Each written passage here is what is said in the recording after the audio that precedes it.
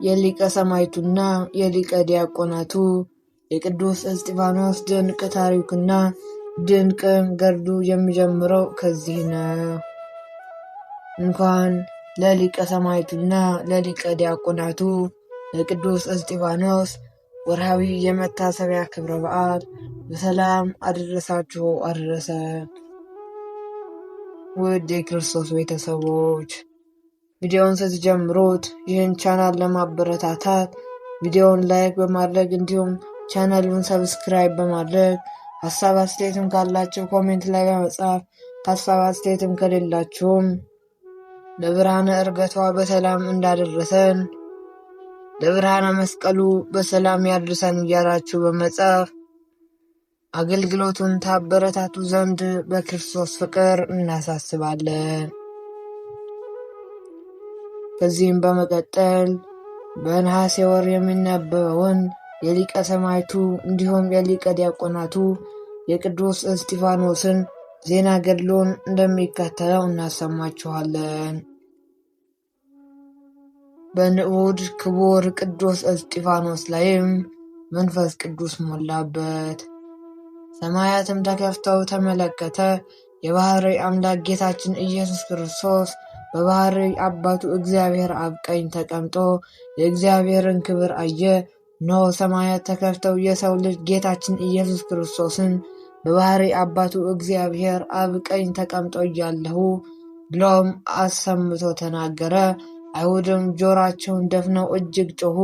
በአንድነትም ከብበው እየጎተቱት ከከተማው አውጥተው ሁላቸውም ድንጋይ አንስተው ወገሩት። የገደሉትም ሁሉ ኋላ ሐዋርያ ጳውሎስ ከተሰኘ ሳውል ከተባለ ወጣት እግር ስር ለብሶቻ ባደራ አስጠብቀ ነበር።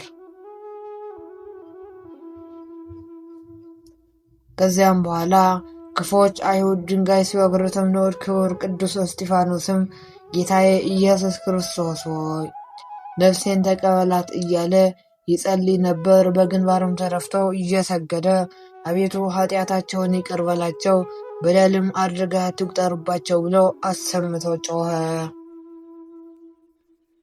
ይህንንም ተናግሮ በክብር አረፈ። በኋለኛው ስሙ ጳውሎስ የተሰኘ ሳውልም በእርሱ መገደል ተባብሮ ነበር። ኢየሩሳሌም ባለች ቤተ ክርስቲያንም ዘንድ ታላቅ ሽብርና ስደት ሆነ።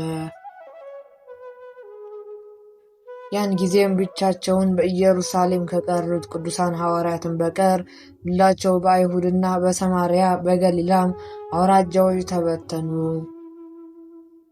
ደጋግ ሰዎችም ንዑድ ክቡር ቀዳሜ ሰማዕት ቅዱስ እስጢፋኖስን አንስተው ታላቅ ለቅሶን እያለቀሱ በክብር ቀብረውታል። መንገድ የሚጓዙ እየመሰሉም ከሰው ሁሉ ገንዘብ በመዝረፍ በጣም ባህር ዳርቻ የሚኖሩ አምላካቸው እግዚአብሔርን የማይፈሩ 3 ሽፍቶች ነበሩ። በአንዲት ዕለትም ጠይቀው በታላቁ የከበረ ቀዳሜ ሰማዕት ቅዱስ እስጢፋኖስ ቤተ ክርስቲያን የቀደሙ ደጋግ ሰዎች ያኖሩት የወርቅና የአልማዝ ግምጃ እንዳለ ተረዱ። በመሸ ጊዜም ከንዑድ ክቡር ሊቀ ዲያቆናት ቀዳሜ ሰማዕት ቅዱስ እስጢፋኖስ ቤተ ክርስቲያን ሰርቀው የሚያገኙትን ንዋያተ ቅዱሳት ሁሉ ይሸጡ ዘንድ ወደ ቤተ ክርስቲያን ቅጽር ተጠግተው ተቀመጡ። ነገር ግን ወደ ቤተ መቅደሱ በገቡባት ጊዜ ክፉ ደዌ የሚያስጨንቅ በሽታ መጣባቸው። ንዋያተ ቅዱሳቱን ለመዝረፍ ሲያስብም ዓይናቸው ታወረ። አበው መነኮሳትም ማልደው ኪዳን ለማድረስ በገቡ ጊዜም እሊህ 3ቱ ሽፍቶች በቤተ መቅደሱ ዓይናቸው ታውሮ እንዲህ ተገኙና ተቀምጠው ሲደሰቱ አገኟቸውና አበው መነኮሳቱም እንዲህ አሏቸው። ያገኟቸው እሊህ 3ቱን ሽፍቶች ምን ልትሰሩ የእግዚአብሔር ማደሪያ ቅዱስ ስፍራ ወደ ሆነው ወደዚህ የደጋግ ቅዱሳን አምላክ እግዚአብሔር አገልጋይ ቀዳሜ ሰማዕት ቅዱስ እስጢፋኖስ ቤተ ክርስቲያን ገባችሁ ብለው ጠየቋቸው። እነዚህ 3 ሽፍቶችም እኛስ መስረቅ የለመድንነን እንደ ልማዳችንም የዚህችን ቅድስት ቤተ ክርስቲያን ንዋየ ቅድሳት ልንዘርፍ መጥተን ነበር። ነገር ግን ገና ወደ ቤተ መቅደሱ ሳንጠጋ የሚያስጨንቅ የሚያፈዝ ደዌና በሽታ ያዘን አሉ። ሳውል ግን አብያተ ቤተ ክርስቲያናትን ያስድድ ነበርና እዛም የሰዎችንም ቤት እየፈተሸ ወንዶችና ሴቶችን እያዘዘ ወደ ወህኒ ጥላቸው ነበር። የተበታተኑትም እየዘዋወሯቸው አሕዛብን ሁሉ ያስተምሩ ጀመር። ቃለ እግዚአብሔር በየስፍራውም ሁሉ ሰበኩ።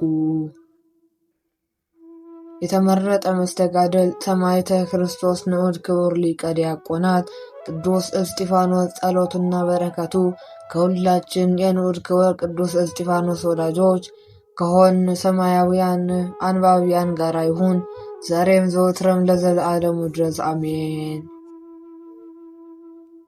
ከሁላችን ወዳጆቹ ሕዝበ ክርስቲያን ጋር የሚኖር የተወደደ አማላጅነቱ ለዘለዓለሙ በየጊዜም በየሰዓቱና በየጊዜው ሁሉ በእውነት ለእኔ ወዳጆቹ እንዲሁም የጠላትን ኃይል የሚያደቅ የሰይጣንንም ተጋድሎት አርቆ ከመውደቅ የሚያተጋኝ የሆነኝና ሰማይና ምድርን በውስጣቸውም ያሉትን ሁሉ በፈጠረ አምላኩ እግዚአብሔር ኃይል ድንቅ ተአምራትን የሚያደርግ ንዑድ ክቡር ሊቀ ዲያቆናት ቀዳሜ ሰማዕት ቅዱስ እስጢፋኖስ ያደረገው ተአምር ይህ ነው።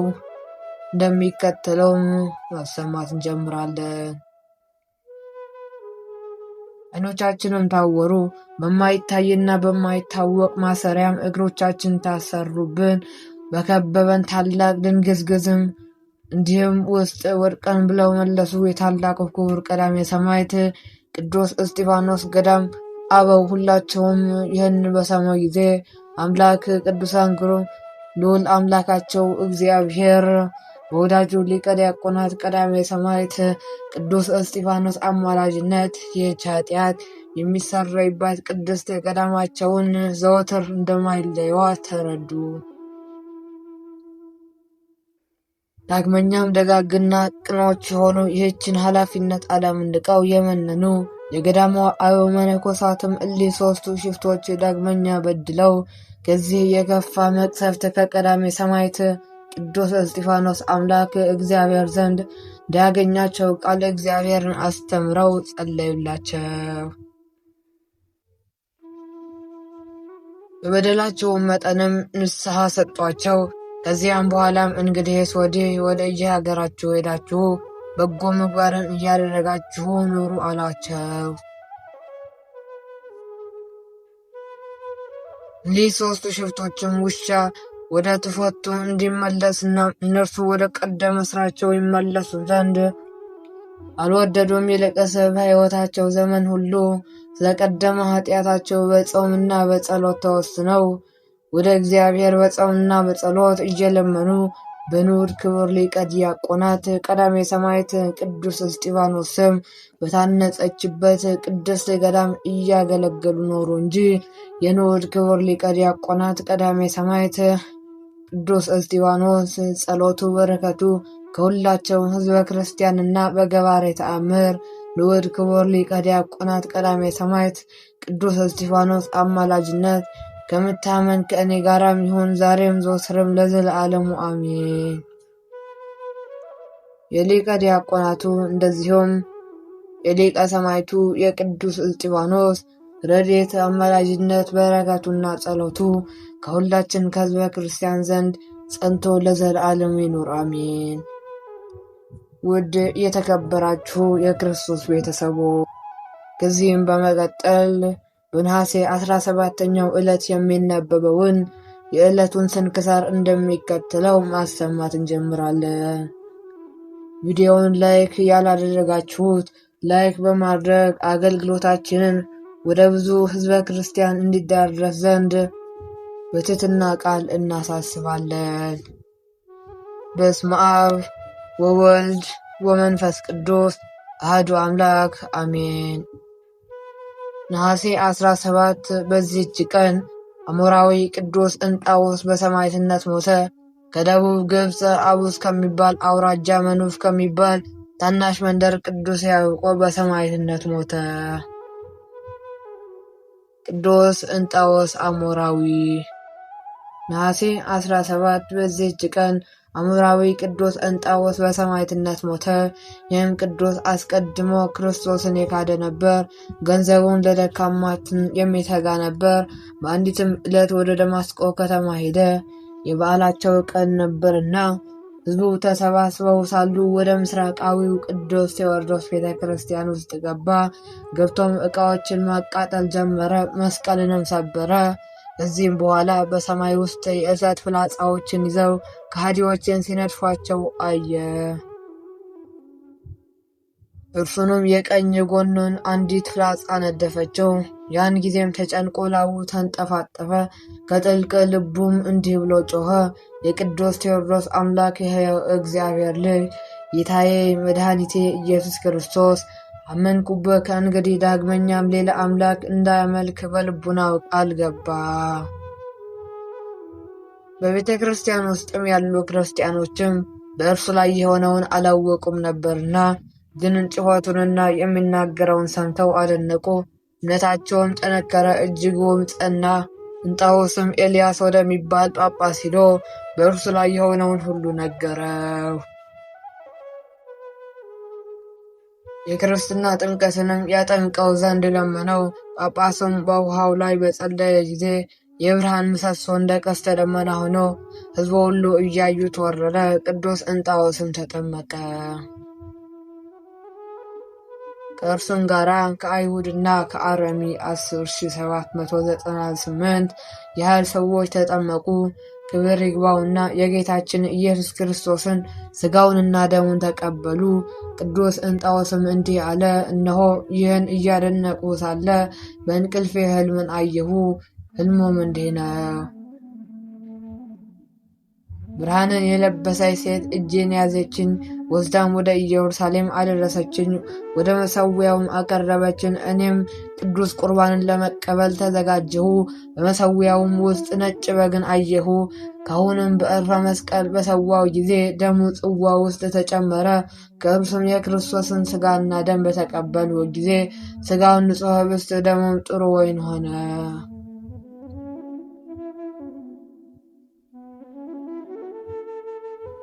ከዚህም በኋላ በደማስቆ ጎዳና ሲጓዝ አስቀድሞ የሚያውቁት ያዙት፣ ወደ ንጉሡም ወሰዱት። ንጉሡም ክርስቶስን በማመን እንደ ጸና አይቶ ጥርሶቹ እስኪበተኑ አፉን በበሎታ እንዲመቱት አዘዘ። አፉም ደም ተሞላ። ከዚህም በኋላ እህል ውሃን ሳይጠጡ እንደዚሁም እህል ሳይበሉ በተበሳ ግንድ ውስጥ 7 ቀን ያህል አሰሩት። ከዚያም አውጥተው ዲን፣ ሙጫ፣ ዝፍት ከስብ ጋር ባፈሉበት እሳት ውስጥ ጨመሩት። ከእርሱም የመልካም መዓዛ ሽታ ወጣ።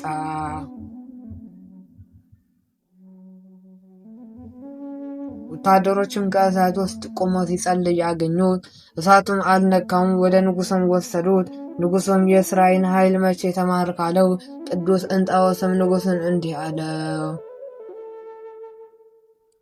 እስራኤልንስ አላውቅም፣ ነገር ግን ክብር ይግባውና በጌታዬ ኢየሱስ ክርስቶስ ኃይል አሳፍርሃለሁ አለው። ንጉሡም ቁጣን ተሞልቶ ራሱን በሰይፍ ይቆርጡ ዘንድ አዘዘ። ከዚህም በኋላ ቅዱስ እንጣዎስ ፊቱን ወደ ምስራቅ መልሰው ቆመ። እጆቹንም ዘርግቶ ነፍሱን ወደ እግዚአብሔር አማጸነ። ሲጸልይም ወደ እርሱ እንዲህ የሚል ቃል መጣ። ከእስጢፋኖስና ከጊዮርጊስ ጋር ታርፍ ዘንድ አገልጋይ በሰላምና ጸሎቱንም በፈጸመ ጊዜ ራሱን ቆረጠ፣ ምስክርነቱንም ፈጸመ። ከሥጋውም ቁጥር የሌላቸው ድንቆችና ተአምራትን ተገለጡ። በረከቱና ረድኤቱ አማላጅነቱ ከሁላችን ከሕዝበ ክርስቲያን ዘንድ ጸንቶ ለዘላለሙ ይኑር አሜን። እንደዚሁም በጸሎታችሁ አስቡን ካሉ እህት ወንድሞቻችን ይኑር አሜን። ቅዱስ ያዕቆብ ግብፃዊ። ውድ ክቡራን አድማጮቻችን በዚህችም ቀን ከደቡብ ግብፅ አቡስ ከሚባል አውራጃ መኑፍ ከሚባል ታናሽ መንደር ቅዱስ ያዕቆብ በሰማዕትነት ሞተ። የዚህም ቅዱስ ወላጆቹ እግዚአብሔርን የሚፈሩ ክርስቲያኖች ነበሩ። ከእርሱ መወለድም በፊት 3 ሴቶች ልጆችን ወልደው ነበር። ጥቂትም ባደጉ ጊዜ እንደሚያስተምሯቸውና በፈሪሃ እግዚአብሔርም እንደሚያሳድጓቸው በገዳም ለሚኖሩ ደናግል ሰጧቸው። የብሉይና የሐዲስ መጻሕፍትንም ተማሩ። ወላጆቻቸውም ሊወዟቸው በወደዱ ጊዜ እነርሱ ከደናግል ገዳም መውጣትን አልወደዱም። ነገር ግን ለድንግል ማርያምና ለልጇ ለክርስቶስ ሙሽሮች የሆኑ ዘንድ መረጡ። ወላጆቻቸውን ከእርሳቸው በመለየታቸው አዘኑ። መሐሪ ይቅር ባይ ቸር እግዚአብሔርን በዚህ ቅዱስ ያዕቆብ መወለድ አጽናናቸው። 7 ዓመትም በሆነው ጊዜ አባቱ አውሎ ወደሚባል አገር ጥበብን ይማር ዘንድ ላከው። ትምህርትንም ተምሮ በትምህርት ሁሉ ፍጹም ሆነ። አባቱም ለገንዘቡና ለጥሪቱ እንዲሁም ለእንስሶቹና ሁሉ ተቆጣጣሪ አደረገው። በዚያም አንድ በስውር ብዙ ትሩፋትን የሚሰራ የበጎች ጠባቂ ቸር የነበረ፣ በክረምትም በበጋም ብዙ ጊዜ ወደ ውሃ ጉድጓድ እየወረደ መላዋን ሌሊት ሲጸልይ ያድር ነበርና፣ ቅዱስ ያዕቆብም ሽማግሌው የበግ ጠባቂ የሚያደርገው አምሳል እያደረገ በዚህ ሥራ ብዙ ዘመን ኖረ። ከዚህም በኋላ ሰይጣን በክርስቲያን ወገኖች ላይ መከራን አስነሳ። ብዙዎች ክርስቲያኖችንም በሰማዕትነት ሞቱ። በዚያም ጊዜ ቅዱስ ያዕቆብ በሰማዕትነት ይሞት ዘንድ ከዚያ ሽማግሌ ጋር ተስማማ። ቅዱስ ያዕቆብም ከሽማግሌው ጋር ሄዶ ይመለስ ዘንድ አባቱን ፈቃድ ጠየቀ። እርሱም ሂድ አለ። በሄዱም ጊዜ በላይኛው ግብፅ የንጉሥ ልጅ ቅዱስ ዮስጦስን መኮንኑን ሲያጠይቃቸው አገኘው። ሽማግሌውም እንዲህ አለ፣ ልጄ ሆይ ይህ የንጉሥ ልጅ በመንግሥቱ ትቶ እውነተኛውን ንጉሥ ክርስቶስን እንደተከተለ ከሚስትና ከልጆቹም እንደተለየ ተመልከት። እኛ ድሆች ስንሆን ለምን ችላ እንላለን? ልጄ ሆይ እንግዲህ ተጽናና፣ ከወላጆችን በመለየት አትዘን አለው። ከዚህም በኋላ ወደ መኮንኑ ቀርበው ክብር ይግባውና በጌታችን ኢየሱስ ክርስቶስ ታመኑ። የረከሱ አማልክቶቹም ረገሙ። ያን ጊዜም መኮንኑ አስቀድሞ ሽማግሌውን ይዞ ጽኑ ስቃይን አሰቃየው። ራሱንም በሰይፍ ፈጥኖ አስቆረጠው። ምስክርነቱንም ፈጸመ። ቅዱስ ያዕቆብ ግን ታላቅ ስቃይን አሰቃየው። ከገመድ በተሰራ ጅራፍ ገረፈው። ድንጋይም በእሳት አግለው በሆድ ላይ አኖሩ። ዓይኖችም አቅንቶ ክብር ይግባውና ወደ ክርስቶስ እንዲህ ብሎ ጸለየ። እንደሚከተለው ስሙት። ጌታዬ ኢየሱስ ክርስቶስ ሆይ ከዚህ መከራ እርዳኝ፣ አጽናናኝ። ያን ጊዜም ያለምንም ጉዳት አስነሳውና ክብር ይግባውና ኢየሱስ ክርስቶስ መድኃኒታችን እንደዛ አድኖት ወደ ሰማይ በክብር አርጓል። ለእግዚአብሔር ምስጋና ይሁን። እኛንም በቅዱሳን አባቶቻችን ሰማዕታት እንደዚሁም ጸሎት ይማረን እስከ ዘላለሙ አሜን። ወስብሐት ለእግዚአብሔር ወለወላዲቱ ድንግል ወለመስቀሉ ክቡር። ይቆየን።